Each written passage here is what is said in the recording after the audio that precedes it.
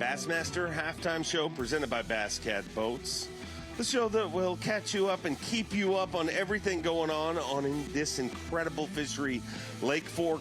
We cannot talk about how incredible this body of water is. And the fish did the talking yesterday, and they continue to do that talking. Paul Marks is your tournament leader and well on his way to a century belt, 62 pounds, 3 ounces.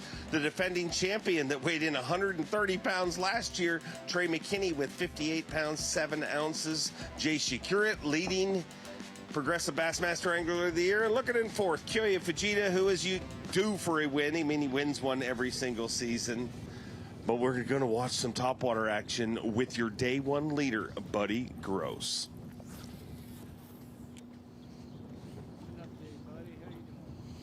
Not good. I'm sitting on 3 fish, 3 5-pounders. Not good. I'm doing something I didn't really want to have to do unless I was ahead.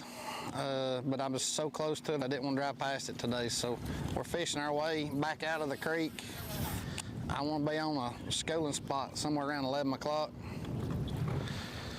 So we're working our way out of the creek, I think. And it could change. I'm going to hit one more spot on the way out. If we were to get blessed enough to catch a couple more fish and get us up close to 20, I'll probably go back to where I started for one more pass before I go out.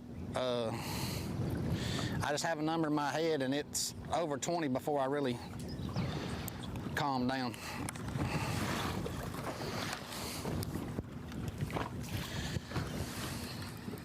And I don't think I'm wrong. I think I'm pretty right. Look how tall that lily pad is growing. Well, that's what's going on in the mind of your day one leader, Buddy Gross. A lot of time left for him, but everybody raving about this incredible fishery, and we've got a guy that can tell us a thing or two about Lake Fork. From Texas Parks and Wildlife, Jake Norman joining us, and I affectionately called you a fish geek, but you are. It's fair. Yeah, I am a fish geek. I've been called worse. My wife's got all kinds of good names for me. She's probably watching it now, so sorry. But yeah, fish geek's great. Shout out to the wife. Why is this body of water? I mean, it must have been like a postcard for you yesterday, listening to weigh in, the amount of anglers crossing stage and saying, I mean, every time we come here, it's like that. But why is Lake Fork so special? It's everything from the get-go. Of course, you've heard the story. When this lake was planned out, it was to grow giant bass in this lake. We've done that, but it's continued to. The habitat's still here. The forage is still here. The water quality, the nutrients, everything from the ground up, it just builds and builds and builds. It's just, every year we're going to see fish like this. It just sustains it incredibly well. Some of the aquatic vegetation in the lake, you guys are kind of treating that a little bit differently, isn't that right? Absolutely, and that's really, I think, kind of a hot topic right now. It has been for several years. We've seen water hyacinth mats obviously floating around on live now. Hyacinth has been in this lake forever, and like everywhere, people see a species like that, their first instinct is, we've got to get rid of it. We've got to nuke it. Hyacinth can be bad, without a doubt. It can choke off entire embayments. It can cause major problems, make it a complete dead zone. But when we know it's established in this lake, that seed bed is here, those seeds can last dormant in the sediment for 10 plus years and then decide to pop up. Again, I tell folks, we saw that after the last drawdown, 21, 22, the whole lake's bare, there's nothing. It fills up in 23. Guess what? Hyacinth comes right back. We're not going to spray our way out of this lake in hyacinth. It's going to be here. Why not try to work with it? And we're trying to do that exactly that now. Places where it's just mixed in, that's habitat. That is no different than other vegetation in the lake.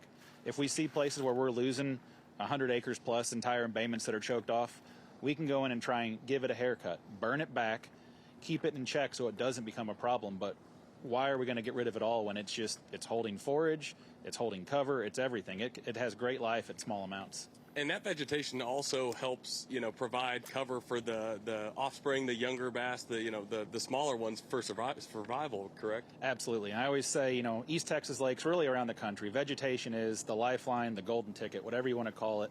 When we have vegetation in our lakes, our populations are high, they're stable, we have good spawns year after year. When we start to lose vegetation, you see that variance big time. And we've seen it on this lake at times. The big drought in 2010 to 2013, then after, we had little vegetation. We saw the population dwindle some. We saw a lot more ups and downs.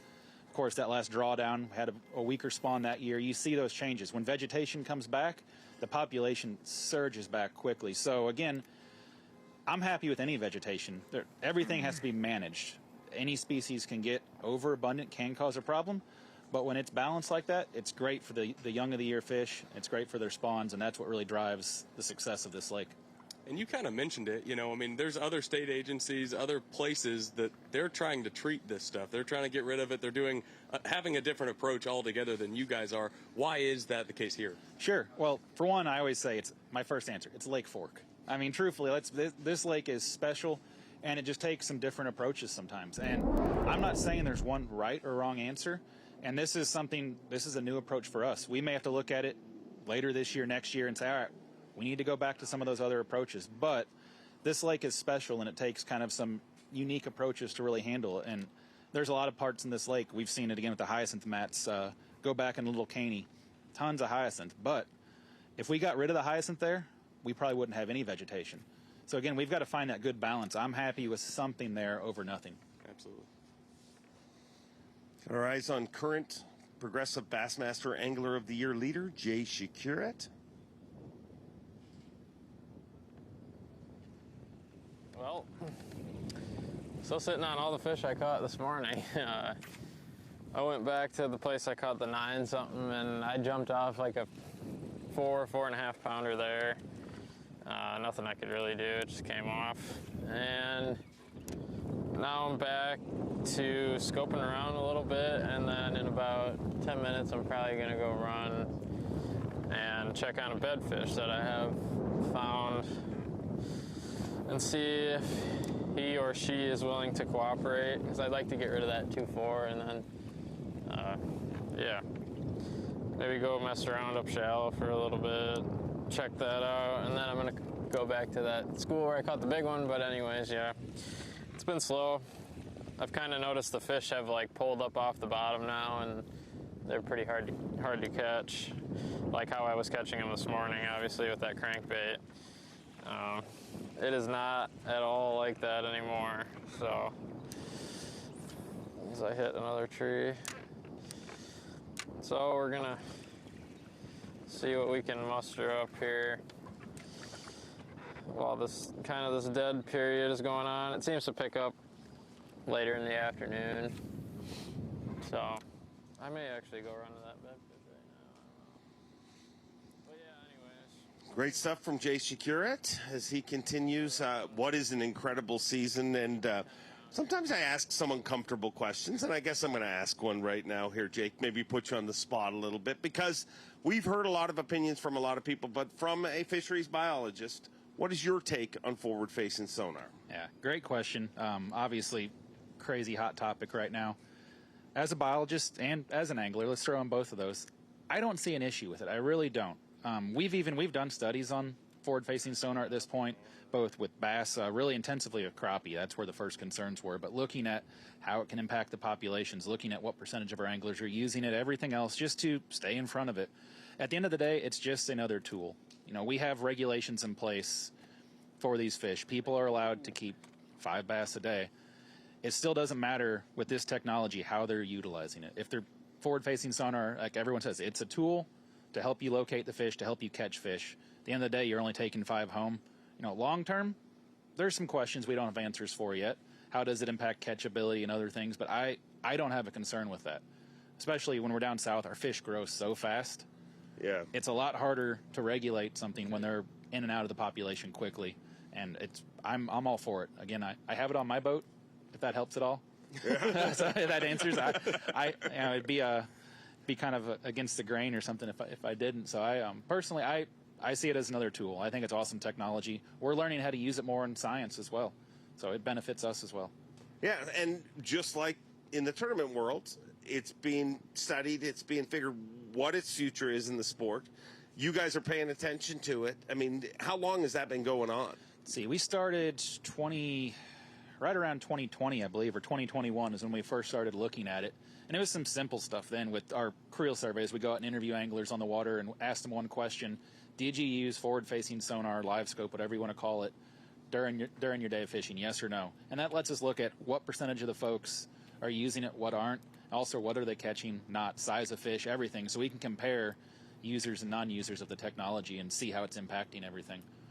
Well, It's really amazing the work that Texas Parks and Wildlife does. I mean, I'm never cease being amazed at how you guys have things covered. You know, there's the Share Longer program that obviously gets all the hype, and it is the cornerstone of everything, but you guys are involved in everything. Very cool stuff, Jake. I mean, you're a pretty interesting fish geek. I gotta give you that. I mean, as I far appreciate as, it. I mean, Gene Gillen could learn a little. No, I didn't say that, No, did don't- I? yeah. No, I would not say that. Don't go anywhere. We're going to be back in just a few minutes, and Jake going to hang around, but not on the set. We're going to be joined by Bassmaster Opens Pro local hotshot Jack York going to be joining us. It's going to be a fun segment. Don't go anywhere. We'll continue to break down the action. Jake Norman, thank you for joining us. Appreciate it. Love being on. What winning weight's going to win this tournament? Gosh, I think we're still looking at that 110 to 120. You know, if those few top anglers, if they stick with it, we could be 120 plus. I think 110, 120, perfect. We're out.